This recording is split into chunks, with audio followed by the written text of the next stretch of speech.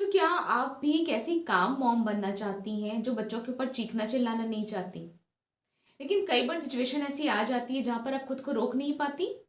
तो आइए जानते हैं ऐसे में हम क्या करें। पहली चीज, अपने ट्रिगर पॉइंट्स को ध्यान रखिए। ऐसे क्या रीजंस हैं जिनकी वजह से आपको गुस्सा आ रहा है? अगर आपको लगता है कि ये गुस्सा आपके पर्सनल ट्रिगर पॉइंट्स की वजह से है या रीजंस की वजह से है, पहले उसको कम करने की कोशिश करिए। इन दैट मोमेंट अगर आपको लगता है कि नहीं, ये वो टाइम है जहां पर आप खुद को कंट्रोल कर पाने में बिल्कुल भी सफल नहीं है, तो ऐसे में क्या करना चाहिए? ऑफ कोर्स हम में से कोई ऐसा नहीं होता है जो हमेशा 100% टाइम शांत हो, सेल्फ कंट्रोल कर रहा हो या अपने सारे इमोशंस को अपने ऊपर हावी ना होने दे। और हम मॉम्स भी ऐसी नहीं होती हैं। तो ऐसे में अगर आपको लग रहा है कि आप खुद पे कंट्रोल खो रही हैं, इसकी वार्निंग बच्चे को ज़रूर दीजिए। बच्चे से ये बोलिए ज़रूर कि अभी मैं बहुत ज़्यादा फ्रस्ट्रेट फील कर रही हूँ, मैं बहुत ज़्यादा परेशान हूँ और इसके लिए मुझे थोड़ा टाइम चाहिए। नेक्स्ट, ऐसे में आप क्या कर सकती हैं? खुद को थोड़ा सा टाइम आउट दीजिए। कई बार ना जब सिचुएशन थोड़ा चेंज होती है, ऑफ कोर्स हमारा पर्सपेक्टिव भी चेंज होता है। तो ज़रूरी है ऐसे टाइम में कि वो सारे स्ट्रिक्ट रूल्स जो आपने अपने बच्चे के लिए बनाए हैं, स्पेशली स्क्रीन टाइम के लिए, उसको अपनी घर की खिड़की से बाहर फेंक दीजिए। थोड़ी देर के लिए कोई शो ऑन कर दीजिए, बच्चों को बिठा दीजिए, उनको वो टाइम एंजॉय करने दीजिए। आप दूसरे रूम में बच्चे को ऑफ कोर्स सेफ जगह पे रखने के बाद दूसरे रूम में जा करके खुद के लिए थोड़ा सा टाइम निकालिए। वो 2 मिनट 3 मिनट ही, जहाँ पर आप कोई सूदिंग म्यूजिक ही सुन सकें, एक ग्लास पानी ही पी सकें, फेस वॉश करके आ सकें, ऐसा कुछ भी कर सकें जिससे आपको थोड़ा रिलीफ फील हो। नाउ द नेक्स्ट थिंग जो बहुत ज़्यादा ज़रूरी है हमारे लिए, ऐसे टाइम पे जब आपको लग रहा है आपके इमोशंस बहुत हाई हो रहे हैं और आप बहुत परेशान हैं, कुछ सेकंड्स का ब्रेक लीजिए। कॉन्शियस होकर के एक बार अपने थॉट्स के बारे में सोचिए ज़रूर, वो क्या चीज़ें हैं जो लगातार आपके मन में आ रही हैं जिसकी वजह से आप ओवर थिंकिंग कर रही हैं। ऑफ कोर्स ऐसे में जब आप बच्चों के सामने थोड़ा काम बिहेवियर शो कर रही होंगी, बच्चे भी हमें देख करके सीख रहे होते हैं। जैसे कि आप बच्चे से ये बोल सकती हैं, ऑफ कोर्स एक डीप ब्रीथ के बाद जब आप थोड़ा शांत महसूस करें, कि मुझे ना बहुत गुस्सा आ रहा है, बहुत फ्रस्ट्रेशन फील हो रहा है, क्योंकि मैं पिछले बहुत लंबे समय से तुम्हें कुछ समझाने की कोशिश कर रही हूँ। या इमेजिन आपने बच्चे को बोला है शूज़ सही जगह पे रखने के लिए। मैं बहुत लंबे टाइम से तुमसे बोल रही हूँ कि अपने शूज़ सही जगह पे रख दो, लेकिन मुझे ऐसा लग रहा है तुम मेरी बात ध्यान से सुन नहीं रहे हो और मुझे बहुत बुरा लग रहा है। एंड द लास्ट थिंग, जब आप बच्चे को एक्सप्लेन कर लें कि आपको कैसा फील हो रहा है और क्यों लग रहा है, उसके बाद ध्यान रखिए कि ऐसे टाइम पे कोई बहुत लंबे लेक्चर्स मत दीजिए, क्योंकि ये वो टाइम होता है जब आपको शांत होने की ज़रूरत महसूस हो रही होती है। ऐसे टाइम पे बच्चे भी आपके वॉइस टोन पे ज़्यादा फोकस्ड होते हैं, न कि आप जो कह रही हैं उस पे। तो वो लंबे लेक्चर्स या जो भी एक्सप्लेन करना है आपको बच्चे को, उस टाइम पे करिए जब आप पहले से बेटर फील कर रही हो या ज़्यादा शांत महसूस कर रही हो।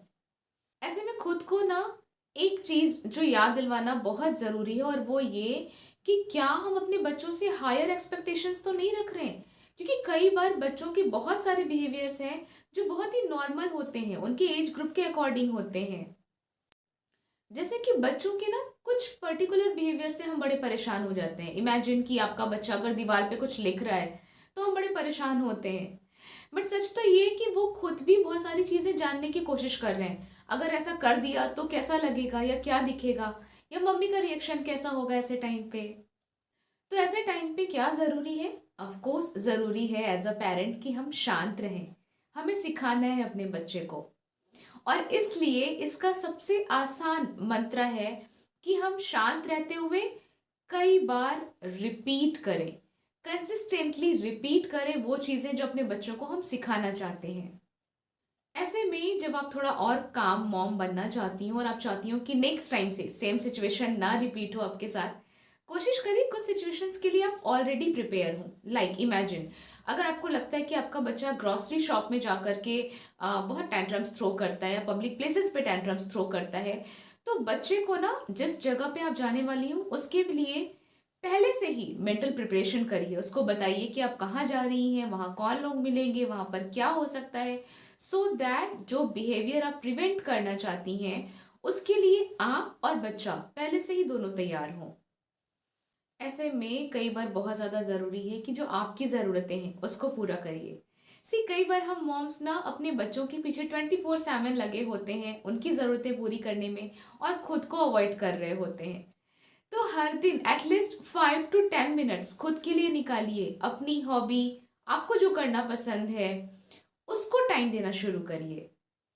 एंड एट लास्ट अगर आपको लगता है कि आप खुद को नहीं रोक पा रही या नहीं रोक पाई, और ऑफ कोर्स आपने बहुत हार्श रिएक्शन दे दिया अपने बच्चे की किसी गलती पे, जस्ट गो एंड अपोलोजाइज। ये बहुत इंपॉर्टेंट है, क्योंकि यही वो तरीका है जिससे हमारे बच्चे सीख रहे होते हैं कि हम पेरेंट्स भी गलतियां करते हैं कई बार, लेकिन इसके साथ ही रिलेशनशिप को रिपेयर कैसे करना है ये भी वो हमारे बिहेवियर से ही सीख रहे होते हैं।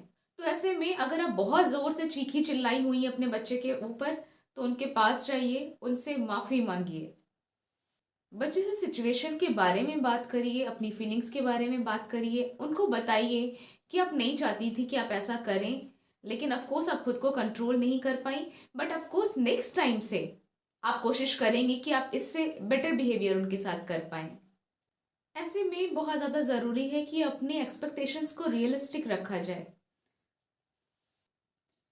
कई बार हम बच्चों से एक्सपेक्टेशन रख रहे होते हैं कि वो हमें सुने और पहली ही बार में सुने, या वो कोई शरारत ना करें, एक जगह पर टिक करके बैठे। बट बहुत ज़्यादा ज़रूरी है कि हम खुद से और बच्चों से, दोनों से ही रियलिस्टिक एक्सपेक्टेशंस रख रहे हों। ऐसे में ज़रूरी है कि ऑफ कोर्स हर बार नई कोशिश करिए। हर बार जब आपको लगता है कि आपसे गलती हो गई है, ठीक है, बच्चे से माफ़ी मांगिए। नेक्स्ट टाइम से आप ऐसा क्या कर सकती हैं जिससे कि ये गलती रिपीट ना हो, उसके बारे में प्लान करिए, end of course you can do it.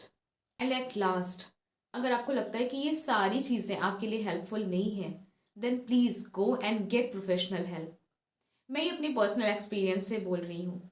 हम सभी की लाइफ में वो टफ मोमेंट आता है, और मेरी लाइफ में भी आया था, जहाँ पर मुझे भी पर्सनल प्रोफेशनल हेल्प की ज़रूरत पड़ी, और ऑफ कोर्स मैंने महसूस किया कि मेरी पेरेंटिंग पहले के कंपैरिजन में ज़्यादा बेटर हुई है। मैं ज़्यादा काम मॉम बन पाई हूँ, ज़्यादा कॉन्शियस होकर के, ज़्यादा माइंडफुल होकर के सोच पा रही हूँ और रिस्पॉन्स कर पा रही हूँ। तो ऐसे में अगर आपको लगता है कि आपको भी किसी तरह के काउंसलर या साइकोलॉजिस्ट के पास जाने की ज़रूरत है, थेरेपीज़ की ज़रूरत है, बिना हिचकिचाए मदद ज़रूर मांगिए।